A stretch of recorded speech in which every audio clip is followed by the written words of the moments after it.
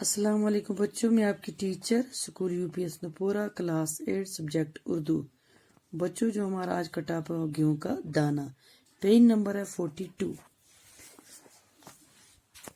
بچوں 42 page number نکالو اور اس کو دیکھو۔ ایک بار کچھ بچے کھیل رہے تھے، قریبی زمین میں ایک دراڑ تھی۔ بچے کھیلتے کھیلتے وہاں پہنچ گئے، کیا دیکھتے ہیں کہ وہاں ایک انڈا پڑا ہوا ہے۔ جب انہوں نے غور سے دیکھا تو معلوم ہوا کہ وہ انڈا نہیں ہے بلکہ گیہوں کا دانہ ہے۔ ایک بار بچے کھیل رہے تھے قریب کہیں وہاں پر زمین پر، وہاں کی زمین میں کیا تھی؟ دراڑ تھی، وہ تھوڑا سا کٹا جیسا تھا۔ بچے کھیل رہے تھے، کیا دیکھتے وہاں ان کے نظر ان کو آیا ایک انڈا۔ جب انہوں نے غور سے دیکھا تو معلوم ہوا انڈا نہیں بلکہ گیہوں کا دانہ۔ کیا تھا؟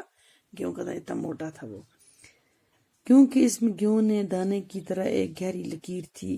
ابھی بچے بحث کر رہے تھے کہ ایک مسافر وہاں پہنچا، مسافر بھی ایسی عجیب و غریب چیز دیکھ حیران رہ گیا۔ اس نے بچوں کو پیسے دے کر اسے مول لے لیا، بچوں سے لے لیا۔ مسافر اس شہر میں لے گیا، وہاں پہنچ کر اس نے اسے وہاں کے راجا کے ہاتھ بھیج دیا، اور راجا نے فوراً اپنے عقل مند درباریوں کو بلایا اور یہ گیہوں نما انڈا دکھا کر کہا، بتائیے یہ کیا ہے، گیہوں کا دانہ یا مرغی کا انڈا؟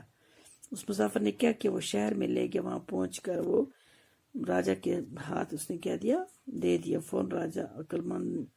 فوراً اپنے عقل مند درباریوں کو اس نے بلایا اور کیا یہ انڈا دکھایا۔